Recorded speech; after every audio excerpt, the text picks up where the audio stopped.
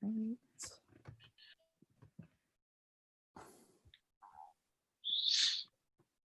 All right. Good morning, everyone. I know folks are trickling in. We'll give folks just another minute and then we'll go ahead and get started.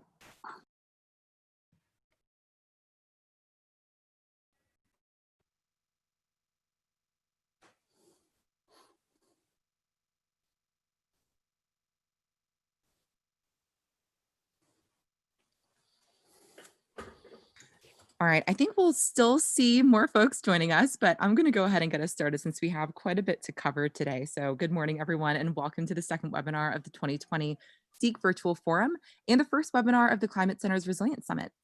My name is Julia Kim, and I'm the Director of Climate Change and Energy Programs at the Local Government Commission, or LGC, and I will be one of your moderators for today's webinar. Just a brief overview of SEEC in case folks are not familiar with us. The Statewide Energy Efficiency Collaborative is an alliance between LGC, the Institute for Local Government, ICLEI, Local Governments for Sustainability, and California's 4 investor-owned utilities. We work together to support local governments to reduce greenhouse gas emissions and accelerate climate change. As you all know, we couldn't have our in-person forum this year, so we did move the SEEC forum into a virtual format, into an extended virtual series.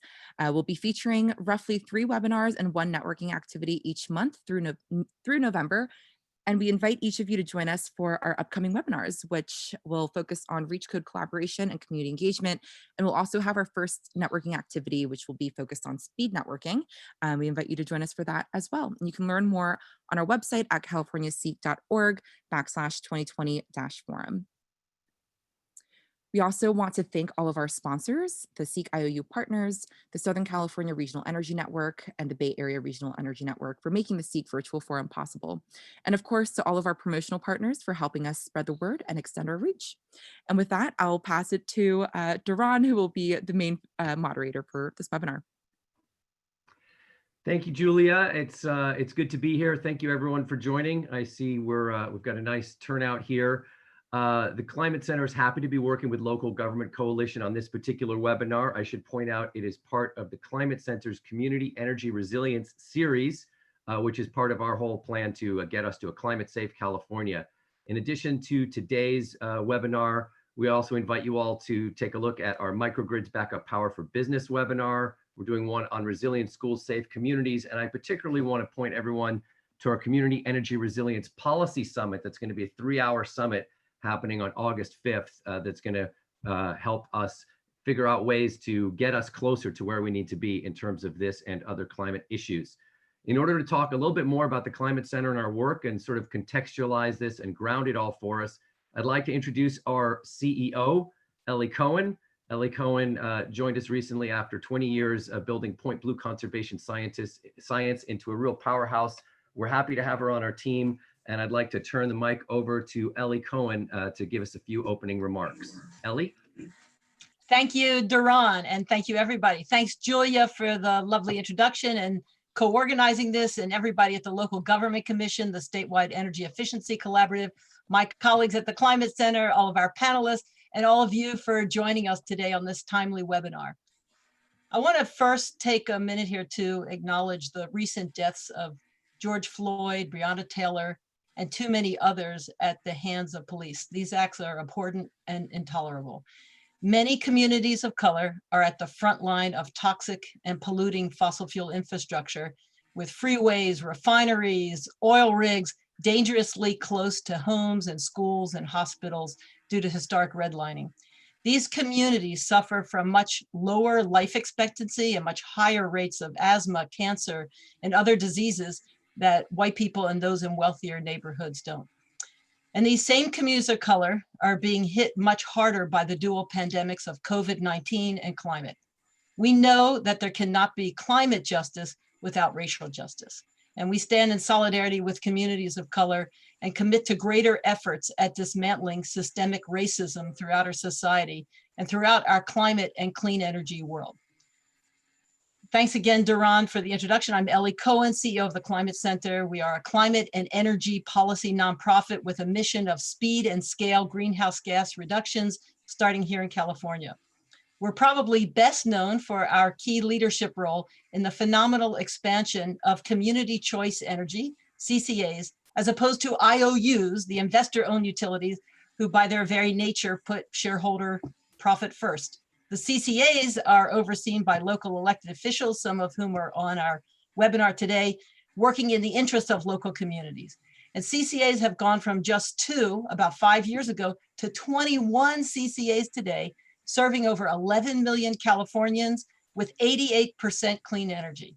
That's a quarter of the state, more than a quarter of the state. It is a great example of speed and scale greenhouse gas reductions. We're now working to further scale up those efforts, building on the partnerships with many of you attending today as we face the climate crisis that's here now. It's worse than anticipated. It's accelerating, it's threatening all life.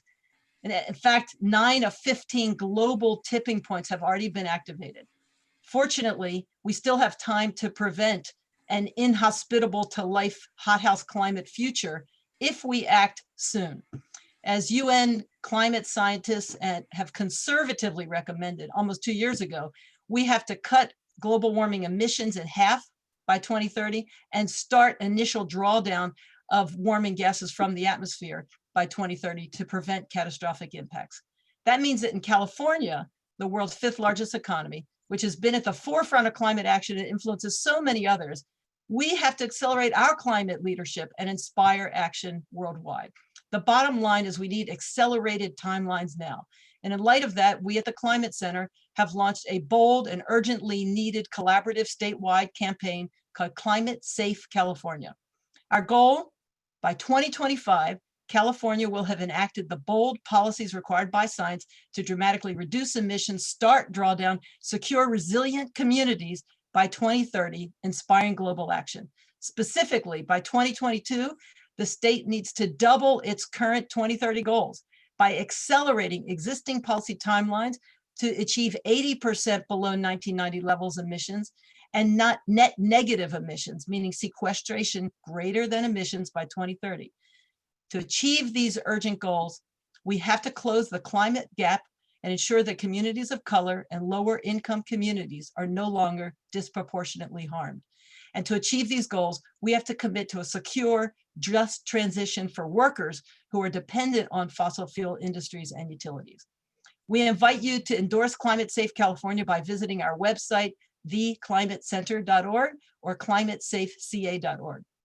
A key part of Climate Safe California is our Community Energy Resilience Program. Power outages have made energy resilience a hot topic. There's an opportunity now to change state and local policy for clean energy resilience. We've secured support in the governor's revised budget to help local communities plan for clean energy and backup storage in anticipation of expanding fire seasons and more power outages. Local governments are critical to this and largely missing component of effective greenhouse gas policy because it's been focused mainly on the state.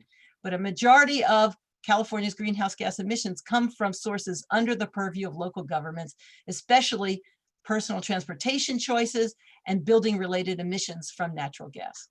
Effective community energy resilience can be a gateway to effective local government climate action. Both will lead to significant changes, and we are excited to have a fantastic panel today exploring these opportunities. Thank you again for being here today. Thank you, Ellie. That was great. Before we move to our first speaker, I'd like to take a moment to thank our sponsors also. You can see them here on the screen. We really appreciate both our financial sponsors and our partners for supporting our work at the Climate Center, and particularly on this Community Energy Resilience webinar series. I'd also like to invite Julia to just let everyone know how the Q&A is going to work, because we hope to have plenty of time. And you can see here on our agenda after our presentations, we're going to have an audience Q&A session, and I'm going to invite Julia to discuss how that's going to happen so you guys can start queuing up your questions, which will hopefully leave plenty of time for. Julia? Excellent. Thanks so much, Duran. As you can see, and as Duran noted, a lot of great presentations lined up for you today, but we certainly want to make sure we save as much time as possible for Q&A. So Just to provide a quick tutorial, I think many of you are already pretty familiar with Zoom. As you can see, due to the large number of participants, everyone will be muted except for our panelists. We hope that you'll engage in the discussion by submitting questions for our panelists through the Q&A module by selecting the icon at the bottom of your toolbar, of your Zoom toolbar. Please feel free to submit questions at any point during the webinar, and you can also upvote questions that you see from other participants if you're interested in hearing responses to those. We'll be saving, keeping track of the questions coming in through the Q&A portal as well as the chat function so that we can summarize those and verbally share that with our panelists during the Q&A session. We also encourage you to use the chat function to engage with your peers. It looks like we have 175 people from across the state and from other states as well joining us today. So feel free to use that chat function to share your ideas, any best practices or resources that are relevant to today's topic. You can also reach out to any of us on the LGC team. I'm joined today, this is Julia Kim. I'm joined today by Tia Tyler, Serena Soar, and Ryan Dana from here at LGC. Feel free to chat us if you're running into any technical issues. You might also hear myself or Duran jump in as the moderators if there are any technical issues we need to work out with our panelists. And for those who are joining us through YouTube, we encourage you to submit questions through the live chat or by leaving a comment. We do have staff who are monitoring that chat log and the comments coming in, and we'll be sure to route any questions that we see over through Zoom into our panelists. And finally, this webinar is being recorded and all resources will be made available on the SEEC Forum webpage as well as on the Climate Center's Resilience Summit webpage. And with that, I'll turn it back over to you, Duran. Thank you, Julia. It's important to go over all those details. So our first speaker today is David Earn, who's going to be talking about the EPIC program. And David Earn was with the California Energy Commission. And I noted with interest, David, that prior to that, you were a lieutenant with the U.S. Naval Nuclear Propulsion Program, which made me think of nuclear aircraft carriers as a weird type of microgrid. But I don't think that's the topic of your talk, so I'm going to turn it over to you. Thank you, Duran. Let me share my screen. All right, did that come through? Everybody can see that? Great, well, thank you so much for the introduction. Again, my name is David Earn. I'm with the California Energy Commission. I work in our R&D division. What I'm going to talk about today is primarily our microgrid research that we have funded over about the last decade.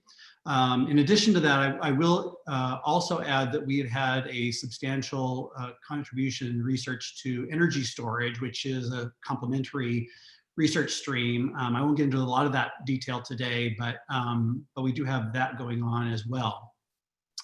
So let me first of all talk about the EPIC program. So the EPIC program is administered by the Energy Commission as well as the 3 major IOUs in the state.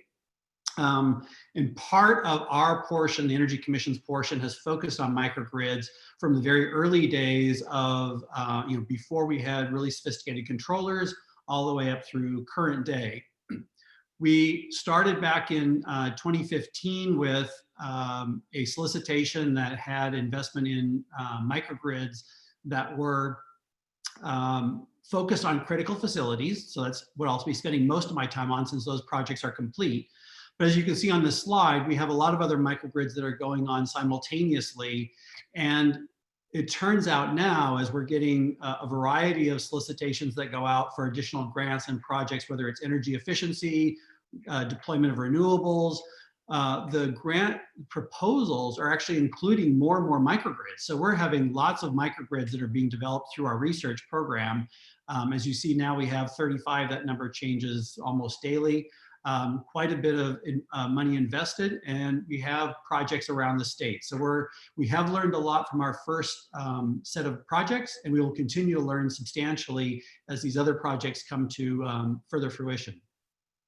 So I'll give you a little bit of a description of the portfolio that we have. So we have a very diverse set of designs, from the end user developing it to a third party as in a power purchase agreement and utility funded microgrids. AC coupled, DC coupled, large, small, a variety of facility types, and I'll talk about that in my next slide. We have a pretty good diversity of application of these, and I think where we've had the most further deployment is in kind of the more smaller critical facilities, which I think you find quite often. and a lot of interest in campuses. And so I think there's some areas that are really growing in the market here. And I think that's important that when our first solicitation came out, they weren't really being deployed much at all. And now they're being deployed much more readily, which is great.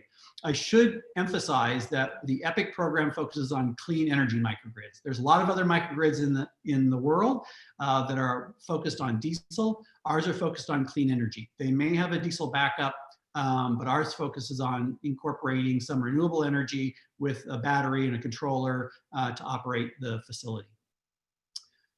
So we have a range of applications. We have in the first 7, we had a lot of critical facilities, including shelters, fire stations, medical facility, wastewater treatment plant. And we're growing that into a broader array of projects, including port facilities, communities, campuses, some industrial facilities.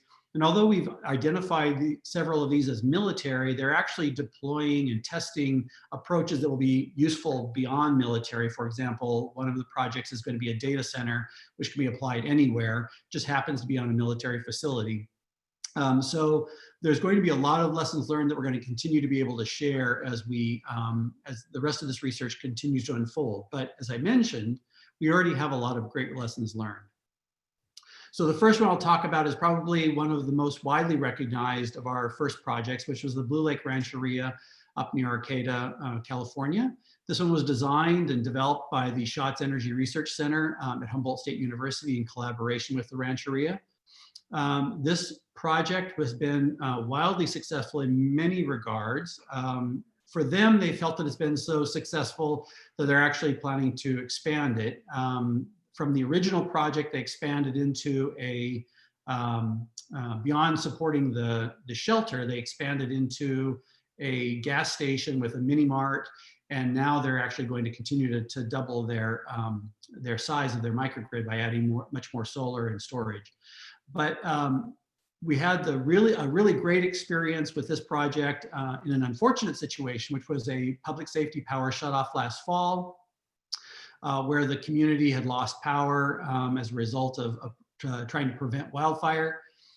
During that PSPS, the Blue Lake Rancheria was able to island successfully. They were able to provide the shelter for the community to come in and be able to utilize their facilities, as well as take ice home if they needed it to keep things cold in their freezer. They had the gas station operational. They had the Quick Mart operational so people could pick up food.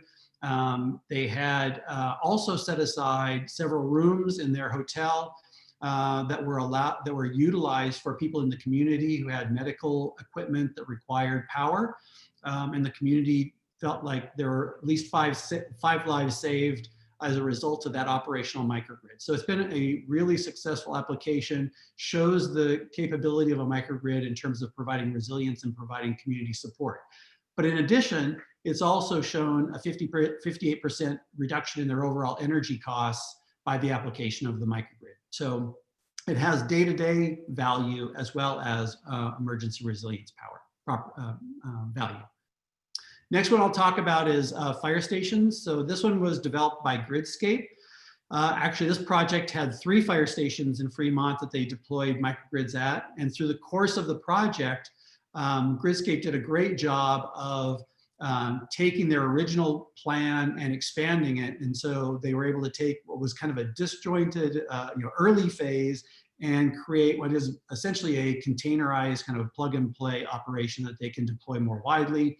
And they're looking at and have in talks with many communities around the state to expand this fire station solution to other, not just fire stations, but other civic buildings, critical facilities in different towns. And lastly, I want to talk about another one that's in the development phase, which is up in Redwood Coast. That's in joint collaboration with Humboldt State, the Schatz Energy Center again, and the Redwood Coast Energy Authority and PG&E. So this one's going to be an in front of the meter microgrid. Behind the meter, the Redwood Energy Coast is deploying a substantial amount of solar and storage.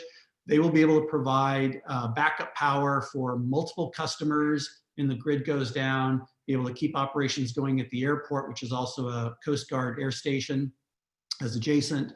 And then they're working out this process of thinking about experimental tariffs and how to share information across, or how to value the services provided by the microgrid when the grid goes down. So it'll be a really interesting project to continue to follow, and I think it's a valuable lesson learned for the CCAs in the state.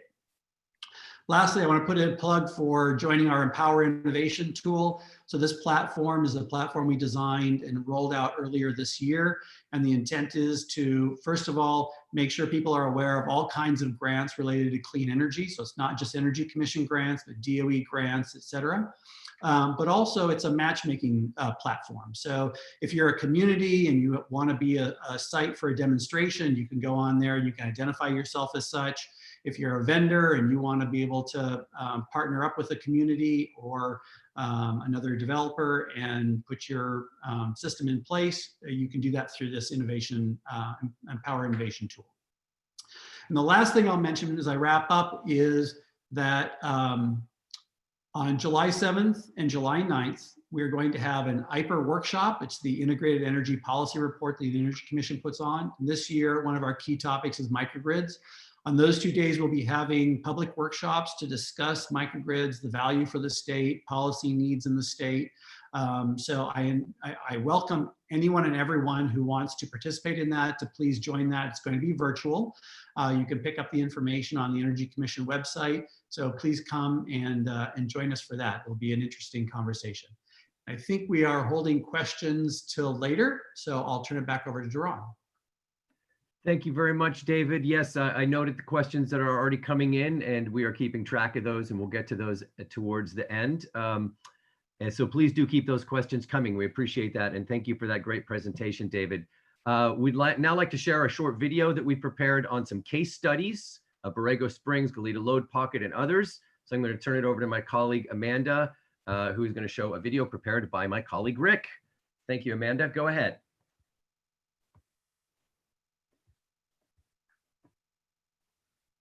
Even before the wildfires and public safety power shutdowns, we've seen the installation of distributed energy resources with microgrids. Out of necessity, Alcatraz was literally an islandable microgrid. In January 2017, when solar panels and batteries were added to its diesel generators, the National Park Service touted Alcatraz as one of the nation's largest microgrids. Californians have led the country in the installation of solar panels on homes, and even before 2000, some homes had lead-acid batteries with inverters for backup. Little did we know we were microgrid pioneers. California is stepping up to expand clean, affordable, resilient, equitable, and safe energy. Here are a couple of examples of mostly clean microgrids in the state. Borrego Springs has a population of about 300 businesses and 3,500 people, including many senior citizens who rely on energy-dependent life support systems. It is completely surrounded by Anza Borrego Desert State Park, part of the Sonoran Desert. As a result, Borrego Springs experiences high winds and monsoonal storms that can lead to long power outages that can be followed by high temperatures when demand for air conditioning is huge. The mission of this project was to build on a community with already a lot of rooftop PV installations, as well as third-party PV plus batteries. It's an example of an unbundled utility microgrid, where the distribution assets are owned by the utility, but some or all of the distributed energy resources are owned by customers. When the generators are replaced with batteries coming soon, Borrego Springs will operate with 100% renewable energy and be able to export it during periods of high production or low demand. Clean Coalition has been working on a number of clean community microgrid initiatives, including the Goleta Load Pocket. This area spans 70 miles of Southern California coastline on either side of Santa Barbara. The area is served by just one set of highly vulnerable transmission lines that are routed through 40 miles of mountainous terrain. This project will be a comprehensive community microgrid for the entire Goleta substation grid area to ensure that the resilience objective is delivered via local renewables and other distributed energy resources and preempt any new gas peaker infrastructure. It still needs 5 times more solar with storage to provide 100% resilience to transmission outages, and this only requires about 7% of the solar siting opportunities on rooftops, parking lots, and parking structures, about 1 in every 15 of these potential locations. Oakland Eco Block is a California Energy Commission EPIC Advanced Community Energy Project. It plans to create a community-scale zero-net energy master plan for an underserved residential block in Oakland. It includes an integrated system of energy efficiency retrofits, a direct current solar storage electric vehicle microgrid, alternating direct current houses, and water efficiency retrofits with rainwater capture. The goal of the EPIC grant is to create a scalable model for all California neighborhoods. While the potential COVID depression creates many uncertainties, many analysts are optimistic we will see more clean community microgrids. Already, community-owned aggregations are using revenue that investor-owned utilities have to pay out in dividends to invest in renewable energy plus storage, increasing the green energy advantage they have over IOUs stuck with fossil fuel and nuclear investments. As we transition to clean energy, it will be increasingly important to address the equity challenge. Energy must not cost more for people living in underserved communities. As well-to-do businesses, households, and communities install microgrids and other distributed energy resources to avoid grid transmission costs, we need to make certain that low-income people and communities are not stuck with the burden of paying for PG&E mismanagement and investments in stranded assets.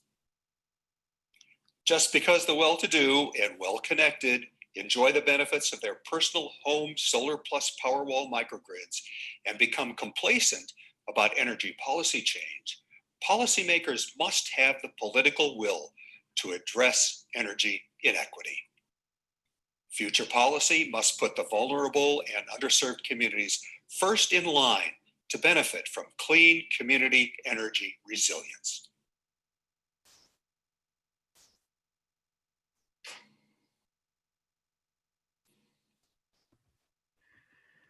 Thank you, Amanda. Clean, affordable, resilient, equitable, and safe. That spells CARES, and that is at the root of Climate Safe California. So our next speaker is David Berdych. David is with Terra Verde Energy. David has an interesting background. He used to be a pastor. Now he evangelizes differently. We're happy to have you, David. Thank you for being here, and please go ahead. Thanks so much, Duran. And good morning, everybody, and thanks for joining us for today's conversation. I'll be briefly addressing some of the incentives and the funding opportunities available for these critical energy resiliency projects. And just to provide a brief introduction to Terra Verde, we are a team of independent consultants who for the past 11 years have been supporting primarily California public agencies, and over the last several years now, community choice aggregators in evaluating and deploying programs capitalizing on both the economic and the resiliency benefits of solar PV and battery energy storage systems. And in light of these terrible wildfires that we're seeing in these related power shutoff events, communities are now faced with trying to come up with cost-effective and intelligent strategies for increasing the power reliability for key infrastructure and for vulnerable community members within their communities. We're looking here at some of the statistics from the very terrible 2018 fire season, where nearly 2 million acres of California burned, and substantial loss of life and property over the course of that fire season. You can see here the headline from late last year from NPR addressing the nearly 1 million customers that lost power during one of the planned PG&E PSPS events. And so as a result, what we're seeing in the market is a lot of interest and accelerated momentum around deploying facility level microgrids, tapping into either existing solar PV or the deployment of simultaneously new solar PV and battery energy storage systems. And the compelling narrative around these technologies is that when deployed properly, these can typically provide simultaneously both cost savings benefits as well as environmentally friendly resiliency benefits and the opportunity to provide backup power during these grid outages. Just to give you a high-level overview of the technology stack required for this type of an application, a facility-level microgrid will have to include a power generation source such as solar PV, an energy storage system such as the lithium-ion battery energy storage systems that are a very popular technology being deployed currently. But in addition to these technologies, you'll need a few other key critical elements, namely the ability to control your loads on site, the ability to switch an island from the grid, as well as a controller to be able to operate these technologies and these loads and to manage that microgrid. Some of the economic benefits that come off of the battery energy storage systems include the ability to reduce peak demand for your facilities, which, depending on your facility's use and rate structure that you're on, could represent somewhere between 40 to 60% of your electricity costs. Battery energy storage systems are able to meet your facility's demand in the more expensive time periods of the day, and thereby reducing the cost of electricity for your facility. This is known as peak demand reduction or peak shaving. Similarly, these energy storage technologies can play in the markets based on the time of use rate variability. Energy in California costs different amounts at different times of the day, and batteries are able to charge when electricity is the cheapest and then discharge to meet your facility or your operational needs when power is most expensive, thereby again creating some economic benefits. Now, there are emerging opportunities for behind the meter systems to earn revenues in California beyond just cost savings benefits. Namely through grid services and CCA programs. Batteries can participate in and earn revenue from programs providing services to the grid, such as resource adequacy or spinning reserves. And in addition, CCAs throughout the state are launching innovative programs that are tapping into these resources and providing some either incentive to help cover the cost of the installation for these batteries, or compensating you for allowing them to use these batteries to generate their own economic values. And so batteries in California are seeing a lot more momentum given these economic opportunities. And I'll briefly describe some of the incentives that are currently available to help fund these projects. The longstanding federal investment tax credit, known as the ITC, has for a long time been focused on incentivizing the deployment of solar PV. And up till this year has been providing a 30% benefit of the total cost of the project in the form of a tax incentive. Now, the ITC can be leveraged for both solar and battery projects when a new solar and battery project are deployed simultaneously, which is exciting news. However, there's one very important distinction. Under the current architecture of the program, only battery projects installed simultaneously with new solar can qualify for this benefit. So if you're adding batteries to facilities that have existing solar, they can't claim the ITC benefit. And then it's also important to note that this ITC benefit is on a annual degradation schedule. It's stepping down annually. It's currently for this year at 26% of the project costs. And then that's going to step down to 22% next year. And then in 2022, commercial and utility scale projects will receive a 10% benefit, whereas residential projects won't have the opportunity to claim the ITC going forward. The incentive program that's captured a lot of attention in the marketplace recently has been the California Self-Generation Incentive Program. This is a long-standing incentive program designed to fuel the acceleration and the adoption of all sorts of different types of technologies, but a very strong emphasis within this program of late has been around battery energy storage systems. And in light of SB 700, the state of California has authorized the addition of a $675 million additional funding allotment that will be collected over the next 5 years. These funds will be made available soon, we believe sometime in the summer this year, and we'll be able to replenish some of the reserves needed to continue funding these projects. But in changes from late last year and early this year, new and increased incentive levels have been made available for particular types of projects, especially those within vulnerable communities, and especially at sites that are designated as critical facilities. You can see here on the screen that as it currently stands, there are now 8 different buckets or types of incentives within the SGIP program for battery energy storage systems, with incentive levels ranging between 25 cents to up to $1 a watt hour. For the purposes of today's conversation, let me just focus in on those portions of the program applicable to local government projects.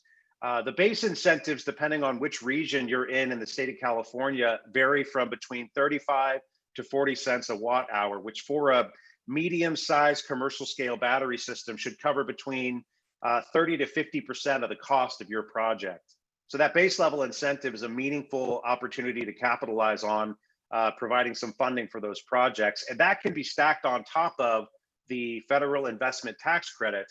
So you can use both the ITC and SGIP to fund your new solar and battery projects.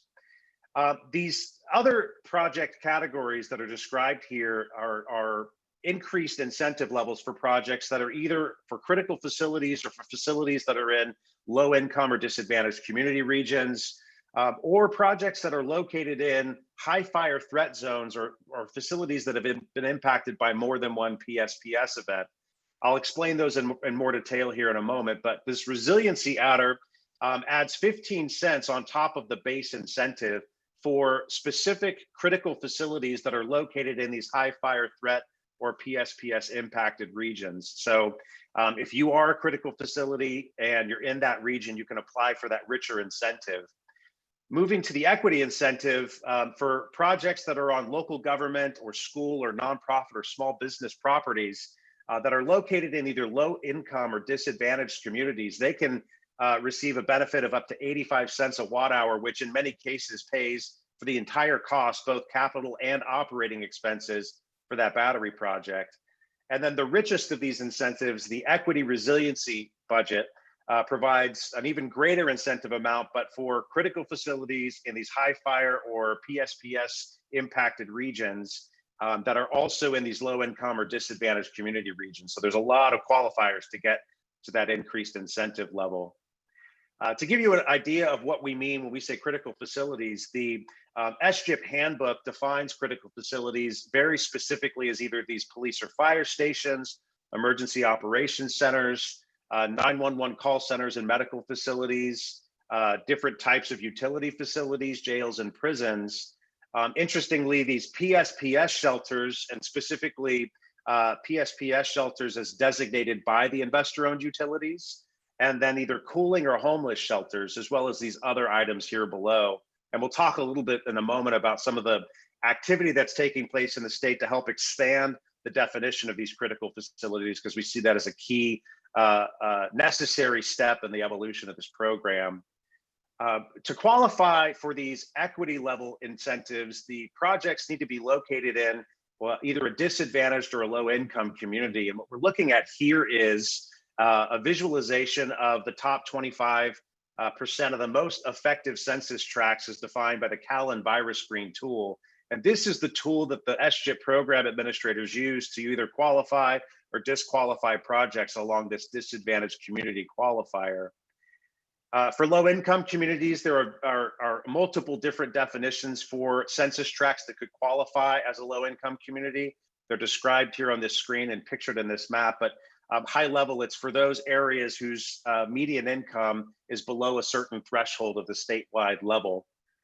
And then for those high fire threat districts, this is as defined by the CPUC, and there are specific maps that will show you whether a location is within a high fire threat zone and could qualify for these related incentives. And then, as I mentioned, if a facility has experienced more than one PSPS event, it can also qualify for some of these additional incentives. Now, on May 12th, just last month, the increased level for the non-residential equity and non-residential equity resiliency incentives opened up. And what we saw was a staggering response from the marketplace with, in the case of the equity budget, the entire available funding was oversubscribed and left $270 million worth of shovel-ready projects waitlisted. And there's currently no additional funding allocated to this program. For the equity resiliency budget, Similarly, most of the funding was oversubscribed on May 12th, and there is additional funding to the tune of $513 million under the SB 700 funding that's expected to be replenishing this project. But the key messaging here is there's lots of funding and incentives available, but there's two key initiatives that we're trying to drive in California, namely refueling this equity budget, which has shovel-ready projects behind it and are in need of funding, and then expanding the definition of critical facilities to include any type of critical facility as designated by local governments, and allowing local governments to control what are these critical facilities. So with that, I'll turn it back over to Duran and look forward to taking your questions later. Thank you, David. I really appreciate it. I will emphasize something. Julia, let the panelists know. If you want to look through the Q&A, some of the questions are pretty straightforward, quick and easy. Maybe you can answer them by typing in the answers for folks so that we have some time for the more complicated and discussion-oriented questions during our Q&A portion. So take a look if you have a moment. And I'm now happy to introduce our next speaker, Tanya Barham. Tanya is from Portland, Oregon. Community Energy Resilience Community Energy Resilience Planning is her topic. She is the founder and CEO of Community Energy Labs in Portland.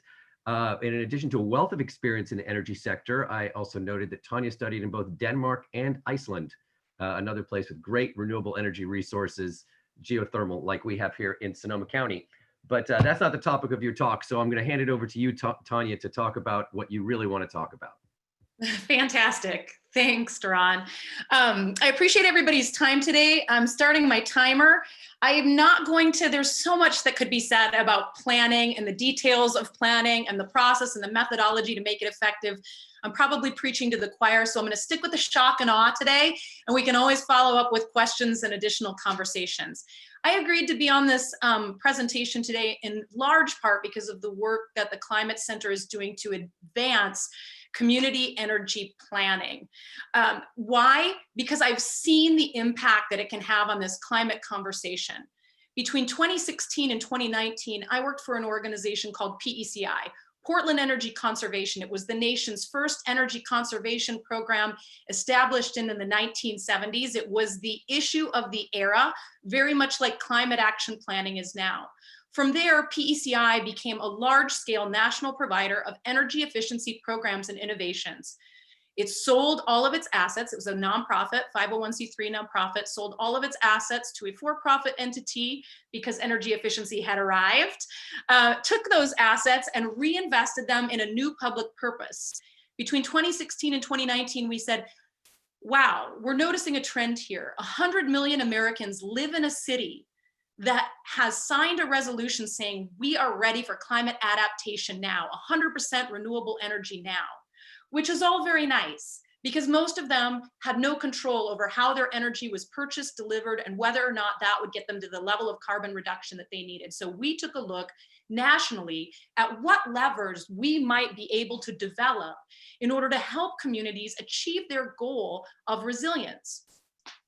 We identified 4 areas in conjunction with the Institute for Local Self-Reliance, the Sierra Club Ready for 100 campaign, and a number of local governmental organizations, as well as national labs, technology providers, and some investments that we made with some of the money from our sale into business models in the energy space that would preference local generation and local planning. Well, one of the very least sexy discoveries that we made was there is a deep need for defining the how we get there.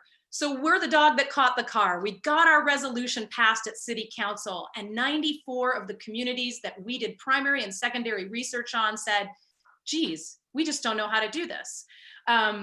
What's our next step? It's quite complicated. So we began working with city planners, transmission distribution engineers from distribution utilities and national labs to establish a planning methodology that could help communities go from a great idea to getting it done. And as you've heard from some of the other speakers, stacking those benefits can be quite complicated and isn't always easy. So what actions will be the most impactful so that we are actually getting this preparation done before we need it, like all good planning? I will say that this is the process that we came up with at a high level. Now, I have a 56-page white paper, which I've been talking to the Climate Center about digesting into smaller pieces. And I'd love to interface with some of your cities and communities about how we might use Civic Spark or another group of students to move this kind of planning, advanced community energy planning forward in a methodical way across the state. But one thing I heard consistently, or I hear consistently, is, wow, this process can take 1.5 years, 2 years before these community-wide microgrid or energy resilience projects are funded. Well, we don't have that long. Power safety shutoffs are happening now. And one of the inconvenient truths about planning is that if you fail to prepare, you often prepare to fail. So 1.5 years seems like a long time, but to get to sustainable, reliable solutions that are cost-effective and equitable, you have to make space for this future planning. If you wait until the emergency is upon you, you're going to be stuck with the lowest cost, simplest design for resilience. And you know what that's going to be in the state of California and elsewhere? I've got some bad news. It's going to be diesel backup gensets. I'll give you one example. PECI at the time, and Community Energy Labs, by the way, inherited PECI's intellectual property that was developed through those 3 years. So I use the two interchangeably. We'd been working with the community of Hood River, Oregon, on doing some of this planning that led us to a plan where we looked at a number of solar and storage, electric vehicle charging, flexible load, and virtual power plant coordination. There were several stakeholders working on this plan with us who said, that stuff's crazy. It's not cost effective. Who needs a VPP? We don't have the markets for it in Oregon. This is just crazy talk. We have a super reliable grid. Well, this is a picture of the Eagle Creek fire. Do you know how they responded to that fire in terms of resilience? You got it. They helicoptered diesel backup generators to the area. So in planning, you look like a genius when the emergency comes, but that's because you've been thinking about the problem long before it was obvious that that problem's symptoms had manifested. This is just a couple examples in the state of California of what happens when we don't have advanced community energy planning for clean technologies. These are diesel backup generator permits that have been issued since the power safety shutoffs in the Bay Area of Northern California. These are diesel backup generators that have been issued in the Ventura and Kern communities. The number of applications and permits that have been issued through the air boards has skyrocketed since power safety shutoffs and issues around wildfires. Why? Because this is the technology that most of the workforce, most of the interconnection queues, and most of the people who are operating, maintaining, and installing these technologies are familiar with. So this is not purely a technology and incentive problem. It's also a workforce development and a planning problem. I'd like to tell you a little bit about a community that PECI also worked with. This was the first one that we worked with, and they've moved the furthest, which is why I'm bringing them up. And I'm not just doing it to suck up to Commissioner Watterson, who is probably on this call. The community of Tenino is like a lot of communities in the state of California, sandwiched in between the economic powerhouses of Seattle, Portland to the south, and then of course the Bay Area to the far south. Tenino is a sort of tale of two cities.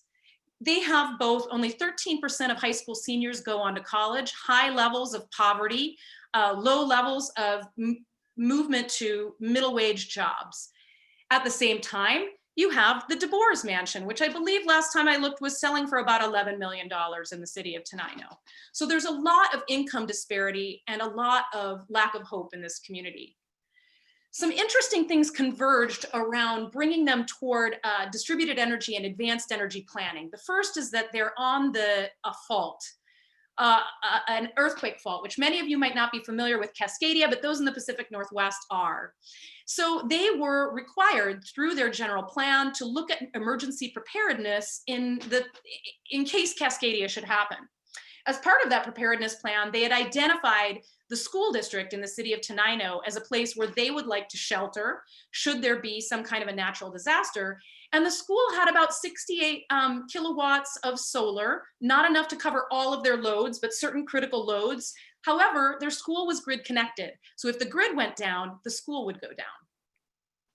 The next very interesting aspect that the stakeholders cared about in Tenino is that they live very close to one of the largest coal-fired power plants in the region.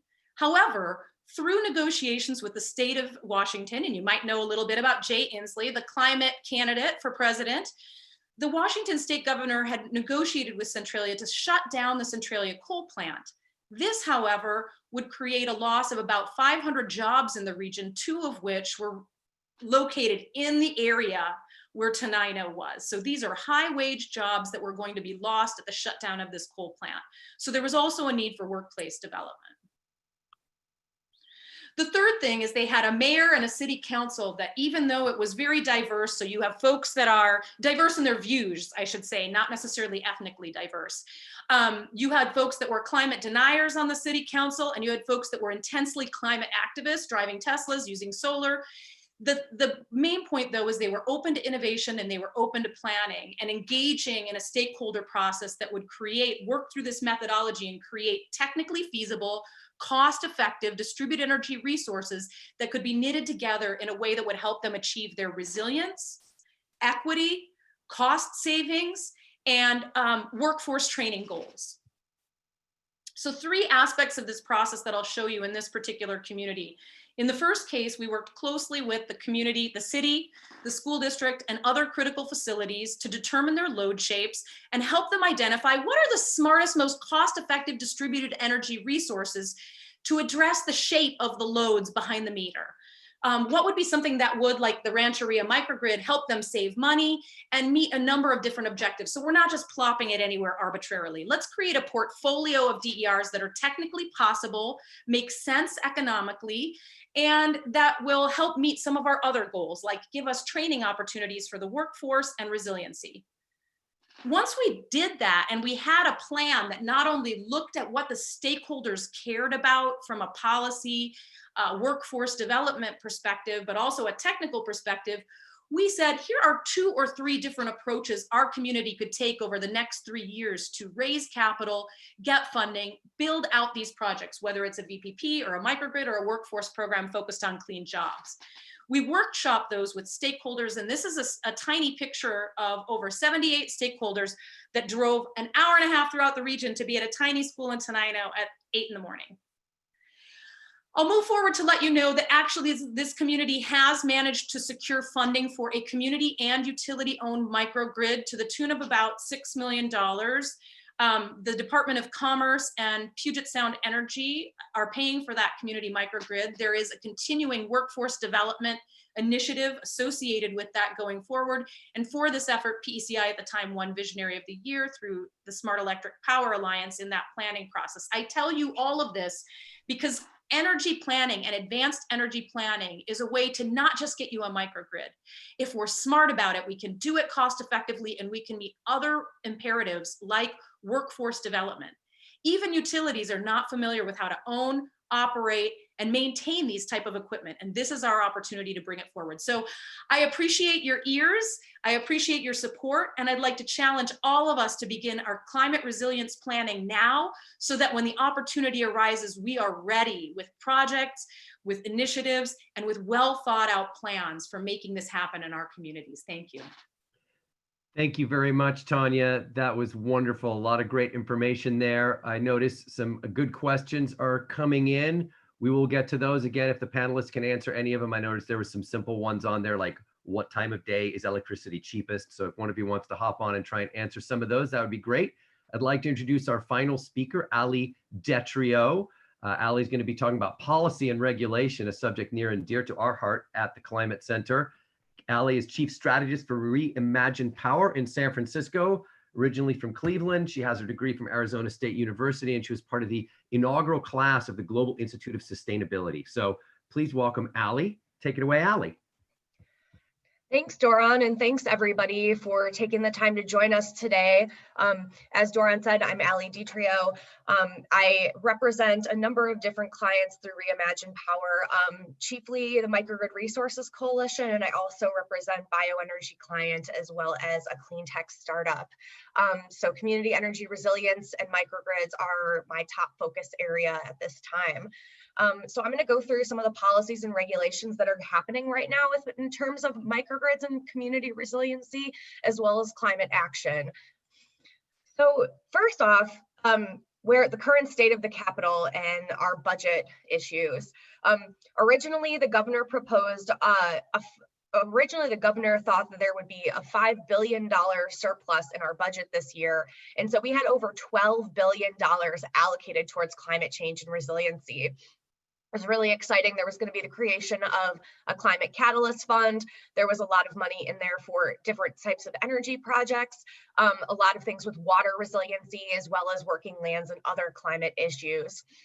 And then we unfortunately had the pandemic, which happened starting in March. And so the governor's May revise, which was released on May 15th, ended up becoming a bare bones budget because our main sources of state revenue were wildly decimated. The budget shortfall projections wildly varied, anywhere from 23 to 54 billion.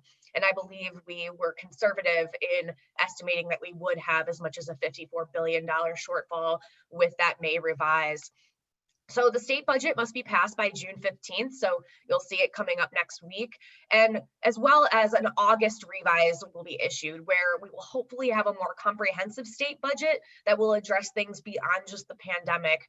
However, we are expecting it to be a lot smaller than we originally planned. So the climate and resiliency budget was significantly reduced. There was no room for a new climate catalyst fund, as well as our cap and trade revenues projected to decline significantly, used to having hundreds of millions of dollars in that fund. And the first auction in the fourth quarter ended up only yielding $25 million. So the cap and trade funds that will be available are only going to be distributed on a pay-as-you-go basis, which is disappointing, and we'll work to continue moving that forward. So, however, the big news for us that we really are excited about is that there was in the original budget $50 million proposed for community energy resiliency. That's going to be administered through Cal OES in the current budget. And right now that $50 million is still included. So the Climate Center, Reimagine Power, the Microgrid Resources Coalition, and other groups are all working to make sure that that stays in the budget, so that communities can begin the planning and preparation to make their communities more resilient.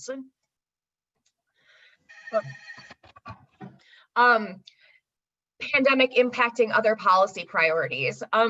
So I'm not going to go through all of these. I just want to give a shout out to all the different policymakers here that worked on getting climate and resiliency legislation introduced this year, as well as just the entire legislature working hard to continue moving our climate goals forward despite this pandemic. The one that I wanted to highlight here, though, is SB 1314, authored by Senator Dodd, which was the Community Energy Resilience Act of 2020. Climate Center leading the charge on that one, with support from a lot of other stakeholders. And this would have established a planning process similarly to what Tanya just described earlier, of how we can get a structure in place for communities to start doing energy resilience planning, as well as integrating it into all their other policy priorities and climate priorities, such as climate action plans. All of these bills were unfortunately held, and they will not be moving forward this year due to the pandemic, but we're excited about the prospect of next year and addressing a lot of this legislation in 2021. So the climate and energy legislation that is still moving, we do have a few bills which I'm really excited about. The main one that I'm really excited about is SB 1215 by Senator Stern, who is our microgrid champion in the legislature. This originally was going to be developed to create a grant program for local governments to do community energy resilience projects such as microgrid. So it would be addressing PSPS and developing microgrids. It's currently in the Senate Appropriations. It'll be heard next week. It's currently on the suspense file. The other one that I'm really excited about is AB 3256, authored by Assemblymember Garcia, as well as a lot of other senators and assembly members. So this establishes the climate and resiliency bond of 2020, where we really have over $6.8 billion authorized for different climate and energy resilience initiatives. So it passed out of Assembly Appropriations Committee. Right now it's in Rules Committee. I assume that it will continue to move forward. And we think that this is one of the biggest opportunities to secure new funding for climate and resilience initiatives. If we do not have this, then we will have a much harder time financing a lot of these initiatives. So having bond funding that will go on the ballot in November and hopefully get voted on by the voters will be substantial in helping us continue to move forward on our goals in 2021 and beyond. Last thing I'll say about this is it was recently amended to be an urgency bill. So if it were to pass out of the legislature and go to the voters and the voters vote on it, yes on it in November, it would be enacted, started in January most likely. So it would go into effect immediately and we'd start getting bonds sold to provide funding for climate resiliency. Some of the others I'll just quickly go through. Stern has another bill, the Climate Technology and Infrastructure Financing Act, again, trying to find another pathway for climate and resiliency funding. AB 3163 by Assemblymember Salas is expanding the definition of biogas to include any type of organic waste that can be gasified, so we can start to develop a lot more clean fuels and really develop a stronger market for that. And finally, SB 350, I'm sure many of you are paying attention to this, by Senator Hill, is the Golden State Energy Act, which is the pathway for the state to create a new public utility for PG&E should they not exit bankruptcy in time, per the AB 1054.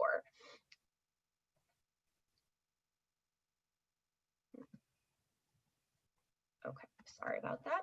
Okay, so getting to microgrids and the opportunity to really revolutionize the power sector, achieving true resiliency and decarbonization will require us to modernize our grid while appropriately valuing the benefits of distributed energy resources and their contribution to resiliency and decarbonization. So policymakers really need to rethink the planning, management, and construction of, planning and construction of the grid. And so we really need to encourage policymakers to reimagine the roles of the utilities, the developers, customers, and the entire regulatory model that governs the energy sector. And so I really encourage policymakers to be bold and forward thinking when we think about microgrids and our 21st century grid of the future. We really need to embrace and nurture innovation and really unleash the power of California and our role as the technology and economic leader across the globe.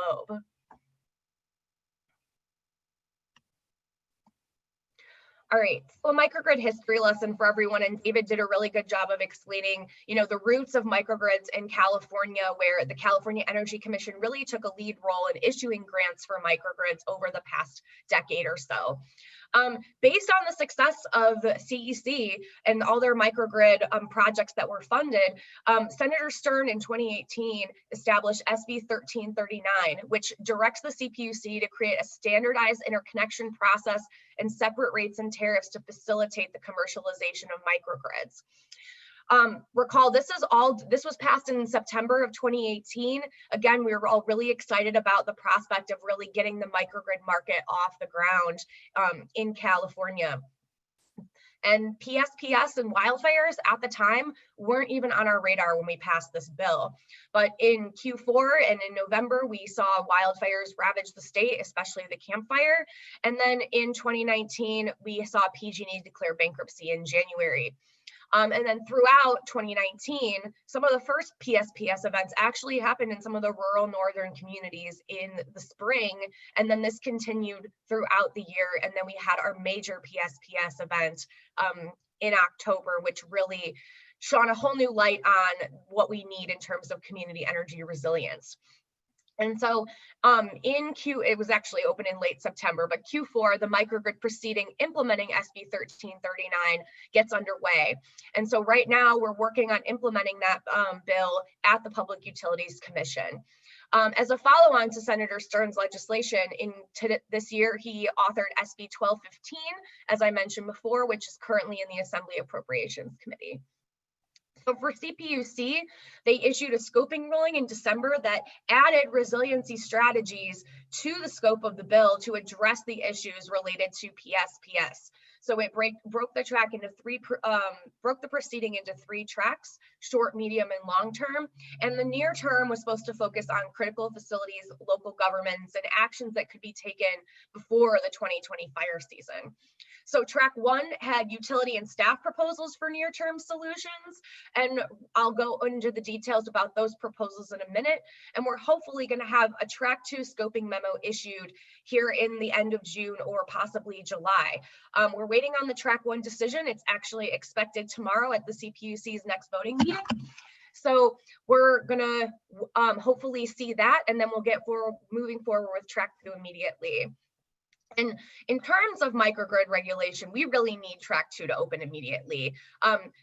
Per the statute, December 2020 is when the PUC should have facilitated the commercialization of microgrids, although we do believe the proceeding will go on for the next couple of years, as there are a lot of issues to be worked out with microgrids. But in terms of facilitating the commercialization, we'll at least have started down that process, hopefully finishing track 2 by the end of the year.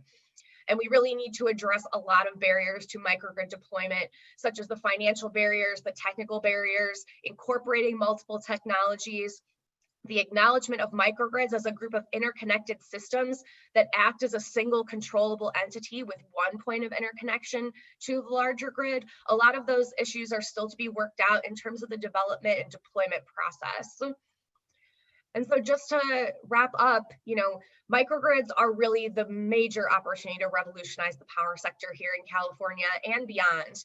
Microgrids are a double, triple bottom line solution to addressing all of our policy priorities, and especially community energy resilience. Tanya did a good job of emphasizing this, and I will emphasize it again, that California should boldly lead the way in facilitating microgrids and really facilitating community energy resilience planning and development. And microgrid market development will have the effect of mitigating the impacts of PSPS and advancing all of our goals: climate, equity, and sustainability. And with that, I'll turn it back over to Doron. Thanks very much, Allie. A lot of great information there, and we're going to move into our Q&A portion. We've got about 20 minutes for that, so I'm going to ask people to try and keep their answers brief. We can always continue via email and other types of formats. And if you could turn on your videos, the panelists, that would be helpful. That way I can see who's interested in answering a question. You can raise your hand. I'm going to start with a question from Marna Schwartz. It got the most upvotes of any question. How easy it is to apply for SGIP. Is there a waiting list? Is there an expectation funding will still be available for projects in a couple of years? Or are those funds going to be reserved or spent? And I'm going to tie that in to a couple other questions. Are the resilience and equity funds already depleted? And will they be funded again? David, perhaps you want to start with that. If anybody else wants to address it, please just raise your hand. Sure, I can address that. Oh, go ahead. Go ahead, David. David You're right, David. That's all right. So the current funding allocations for these various SGIP levels are all on the SGIP website. You can look at selfgen.ca, and there they have an incentive tracker, so you can look for each utility region and for each project category, what's the current status. The equity and equity resiliency budgets for non-residential projects are all waitlisted. As I mentioned, there's no additional funding currently planned for the equity non-residential equity budget. The equity resiliency budget has $513 million coming to it through the SB 700 funding cycle. The application process is relatively simple for project developers who are conversant with the technologies and the documentations related to these systems. So your implementation partners should be adept at that. And then what was the other question related to the SGIP piece there, Doron? Will there be more funds coming in? Funding, yeah. So the $675 million that was allocated to energy storage through the SB 700 funding cycle is expected to come available sometime this summer. With $270 million of backlog for the non-residential equity budget. That's, I think, telling in terms of market demand. So I think this funding will move rather quickly. It's tough to say, will it last for several years or will it last for 18 months? I would say, given the market demand, it would be right for you to prioritize and aggressively look for scoping your projects to get in line for funding? I'll add to that too. So CESA, the California Energy Storage Alliance, just actually submitted a motion for modification of the SGIP budgets, where we would shift some money from different buckets into the equity non-residential bucket, because there is over $200 million of projects that are still waiting for funding there. And so we have asked the PUC if they will transfer some of the fundings. There is a lot of funding in other buckets that could be going to equity non-residential customers. So still to come if that will actually be granted or not, but it's something that the industry has asked for, because we recognize the need for SGIP funds to be deployed as quickly as possible, and especially for those customers that are equity customers. I think the other question related to funding that Doron mentioned was the $50 million that I mentioned for community energy resilience and who controls the spending of it. I think that will be allocated to local governments, including public school districts.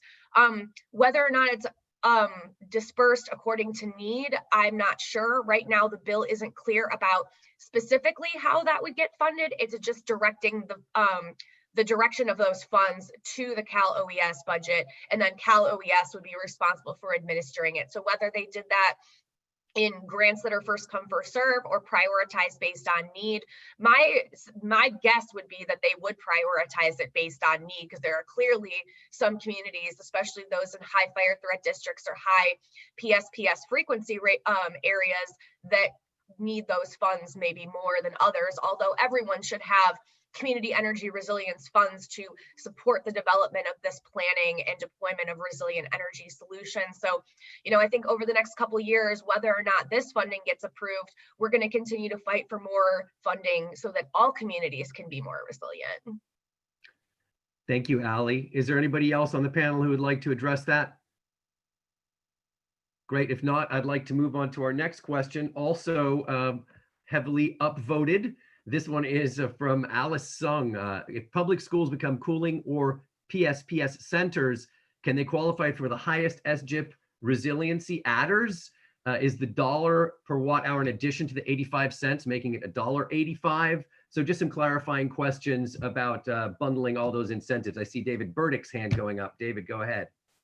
Yeah, so yes, if a school district is designated by the investor-owned utility as a PSPS shelter, it can qualify as a quote critical facility and then get access to either the resiliency adder or the equity resiliency budget if it's also located in a low income or disadvantaged community. The cooling center designation comes from your local government. Again, that's that definition that we're trying to expand, because in lots of regions in California, cooling centers are needed when the power goes out, but in lots of regions, it's not necessarily climate control that's needed, just well-lit places with internet connectivity and places for people to gather. So local governments should have control over defining what represents a critical resiliency facility, and that's what we're trying to advocate for with the program administrators. To be clear, the dollar a watt hour is the sum total of the equity resiliency incentive, so it's not stacked on top of the others. So it's 30 to 40 cents for the base level, 85 cents for the equity budget, $1 for the equity resiliency budget.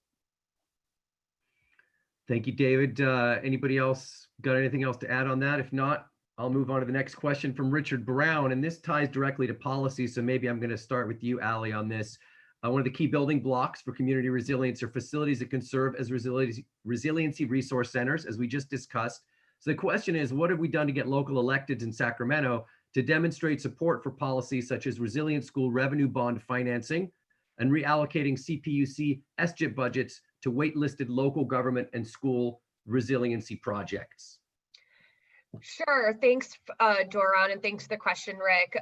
So as I mentioned before, CESA just actually submitted this motion to transfer funds. So we are really looking to get more of that funding to go to these equity non-residential school districts and other customers that are looking for that funding.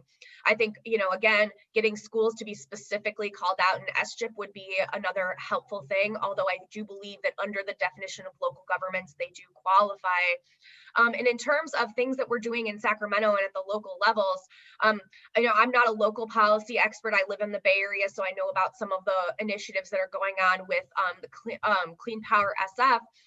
But really, I would say in Sacramento, we are working on, supporting schools through originally we had the bill AB 3021 that I mentioned before on resilient schools, that was authored by Assemblymember Ting, who is actually my assembly member. And that was going to originally have $300 million allocated each year over 3 years for schools to install resilient energy solutions, such as solar and batteries or other technologies. I think right now, in terms of the revenue bonds, that's really one form of economic stimulus that the state could choose to move forward with. And I think a lot of us in the different trade associations and different companies and organizations are really working on putting forward that as a solution to really supporting not only our schools, but again, supporting the local communities so that they can be more resilient when it comes to energy. Thank you, Allie. I think Tanya might have something that she would like to add to that. Unmute. Yeah, thanks. This isn't quite specific to that question, but I will say that at Yosemite Policymakers Conference, I know that CPUC Commissioner Guzman Aceves was saying, there are a lot of these really consequential decisions that are happening too from a regulatory perspective in terms of, if we don't just focus on SGIP, but also other incentives, tariffs that could be beneficial to helping get these funded more broadly throughout the state and not having to wait for just one source of funding or incentives, which, as we heard from David, got backed up and spent pretty quickly. So if we look at how to scale these and make it accessible to all communities, I think one commenter mentioned, wow, it's always the large school districts, large cities that have the funding that get these grants. So if we look at how to expand this more broadly, Commissioner Aceves was talking about having more organized presence from the communities and talking about some of these issues of energy equity and planning. I think that's another reason that I'm very supportive of funding for local community advanced energy planning, because in doing so, you look at the interconnection queues and the interconnection costs. You look at where it makes economic sense, even without incentives to island for resiliency.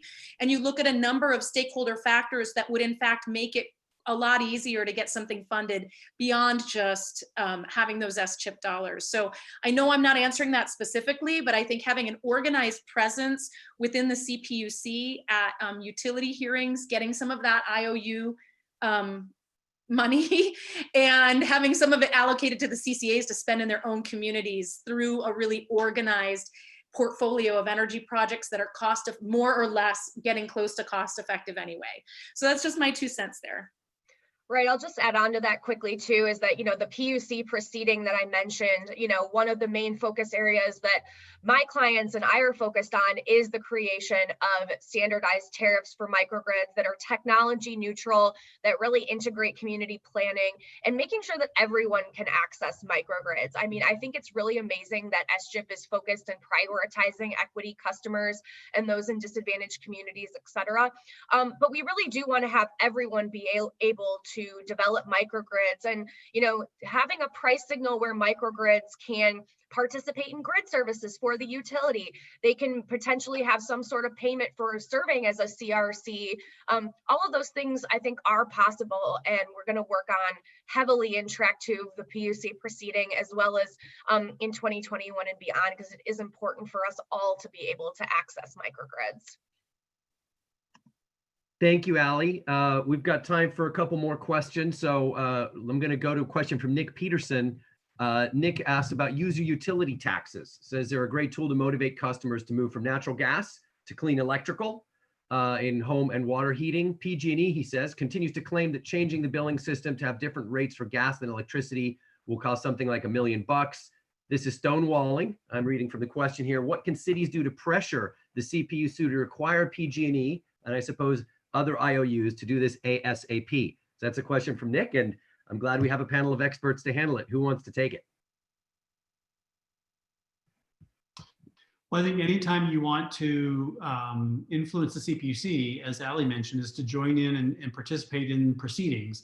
That is your opportunity to provide feedback to them. They listen very well to public input on their proceedings, and it gives you the opportunity to give your feedback. And if you can't be there in person or you can't call in, CPUC has set up new ways that you can provide comments online, so you don't have to be there in person.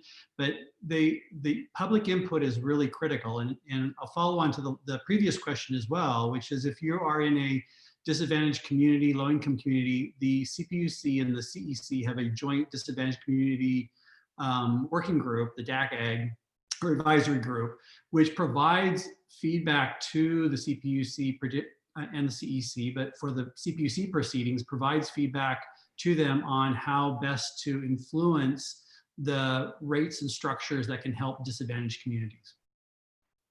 Thank you, David. And yes, I mean, it does point to the fact that it's policy, and if we need to change the policy, we need to be engaged in the policy.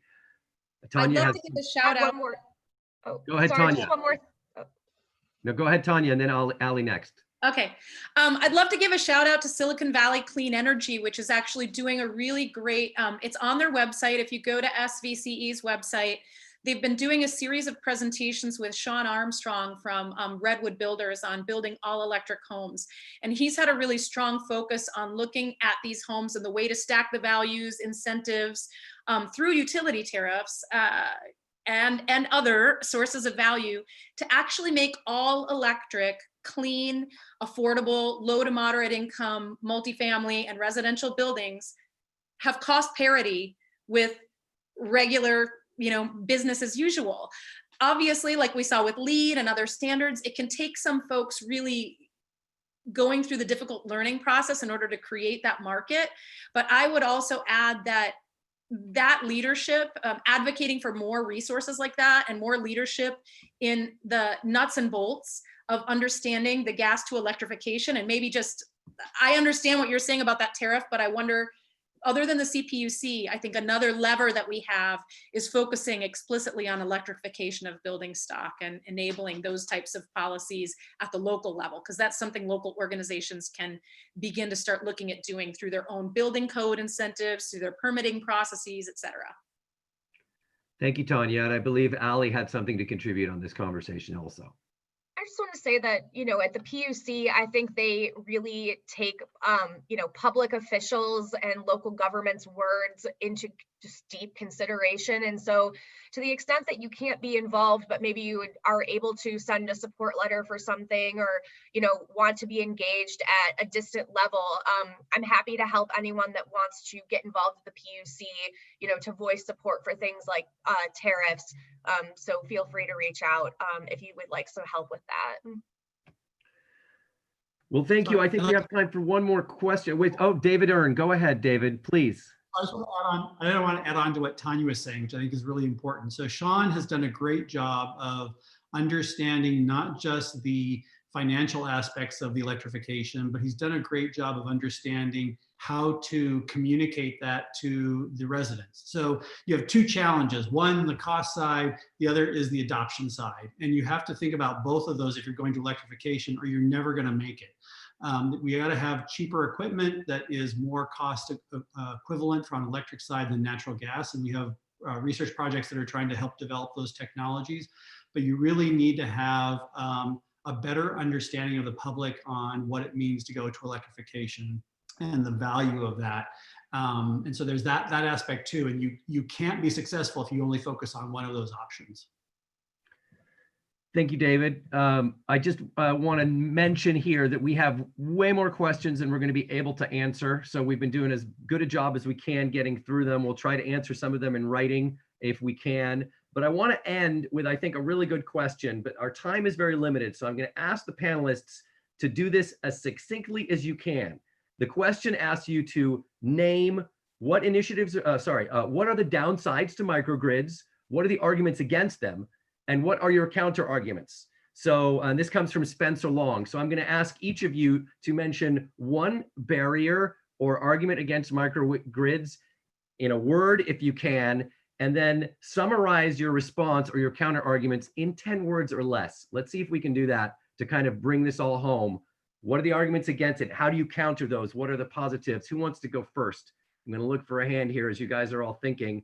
And if I don't see a hand, I'm going to call on Tanya. My arguments, you might not like this because I'm going to sound like a utility. Interconnection is going to be difficult if you have an exporting microgrid, if you don't have a load shape that's well served or some strategic reason to interconnect that. So if you haven't thought really well about the load shape and how that microgrid is going to serve that load, you're potentially going to run into some 5 to 30% additional adder just to island. So islanding can really kill the cost effectiveness and the benefits of a microgrid if you haven't thought really intelligently about where to place that. Second, I don't think they're necessary.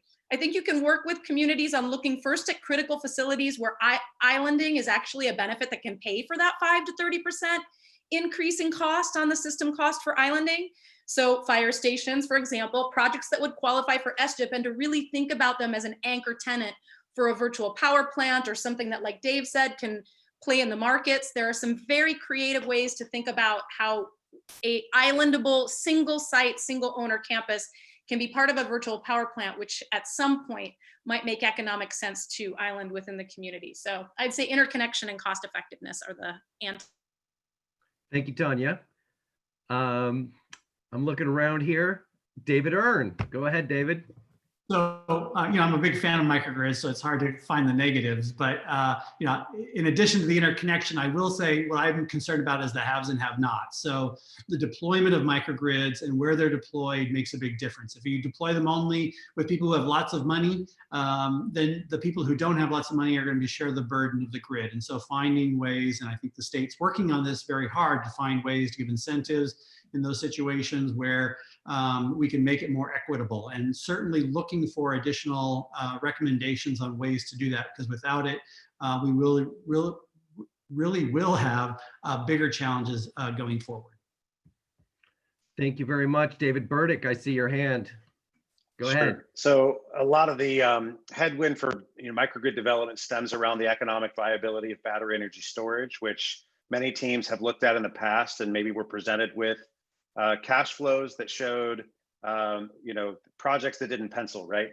And so given now that there are these other opportunities in the market, and particularly opportunities to partner with CCAs across individual projects, and CCAs being able to leverage these as distributed energy resources, there are now new value streams that can bring cost recovery and cost benefits to these types of projects. Thank you, David. Allie, go ahead. I would say, one myth or opinion that I disagree with is that any microgrids that use any amount of gas are not clean. And that's simply not true. As David mentioned before, all of these clean microgrids that CEC funded still have redundancy measures with diesel or gas generators. And when you think about a microgrid at a hospital, for example, or other critical facility like a wastewater treatment plant, they don't just have electric loads, they also have thermal loads. And so microgrids can integrate both electric and thermal loads and optimize for energy efficiency within their facilities. So we're not just talking about backup power, we're talking about integrating steam, chilled and hot water, HVAC, as well as things like solar and fuel cells. And, natural gas, it's only being used when it's absolutely needed. And it's used at a much higher efficiency level at this distributed level compared to like a utility gas plant. And so it's really only leveraging natural gas when it really needs it. And when it does that, it's at a much higher efficiency level, and it's using it to achieve multiple objectives. A hospital cannot just put solar and storage on its roof or parking lot and call it a day. In terms of islanding capabilities, solar and batteries are really good at, providing short duration resiliency. In terms of extra long duration resiliency, if we're talking about a multi-day power outage at a hospital, we do need a source of fuel to ensure long duration resiliency. And, I think we're making a lot of progress in biofuels, hydrogen, other clean fuels we haven't even invented yet. Over the next decade, we will be able to switch out natural gas for cleaner fuels. And so that's the beauty of microgrids. They're not a 40-year power plant investment that's going to take forever to recoup the cost. Over 10 years, we can continue to swap out these fuels for cleaner fuels and have microgrids that achieve both electric and thermal load management, as well as provide resiliency. Thank you, Allie, and thank you all. And I see we're almost at time, so I'm going to ask Julia to reshare the screen, because I just want to remind everyone we're talking a lot, and a lot of the questions that have come up were about schools, and a lot of the questions that came up were about policy. And at the end of the day, to see these things happening, it's all about the policy. I heard it said once by our board member, why is it that Norway has more electric cars than the United States per capita? Is it because they're somehow better people? Don't forget, they still hunt whales. So it's not because they're better people, it's because they have better policy. So if we want to see these things, we need better policy. So please consider joining our other webinars on microgrids for businesses and for schools. We have one specifically for schools, and everybody, please sign up for our policy summit, because that's when we're going to come back together to figure out how to make all these things happen. So I want to thank all of our panelists. I want to thank all of our sponsors, Terra Verde, MCE, Bloom Energy, Sonoma Clean Power, Monterey Bay Community Power, Reimagine Power, River City Bank, Microgrid Resources Coalition, Clean Coalition, and the Local Government Commission especially. And just to wrap it up and let you know where you can get the recording and everything else, I'm going to turn it back to Julia, and thank you all the participants especially for joining us and spending so much time and giving us your thought on this important topic. Julia? Thanks so much, Duran. I'll keep it super short and simple. I know we're at the top, we should be wrapping up soon. So again, the SEEC Virtual Forum is continuing. We hope to see you all again soon. And thanks, of course, to all of our sponsors and our promotional partners. And as Duran noted, huge thanks to all of our panelists for joining us. I certainly found all the presentations to be really informative and really appreciated the level of participant engagement. So thank you to the Davids, Allie, Tanya, everyone with the Climate Center for joining us today, and to all of our panelists or to our participants. Thank you for taking the last hour and a half out of your day and joining us today. You'll see all of the resources from this webinar, the recording, the presentation, everything posted on the California SEEC website, and I believe on the Resilience Summit website as well. And with that, I think we can wrap. Thanks so much, everyone. Thanks, everyone. Thanks, Julia. Thanks, everybody. Thanks, y'all.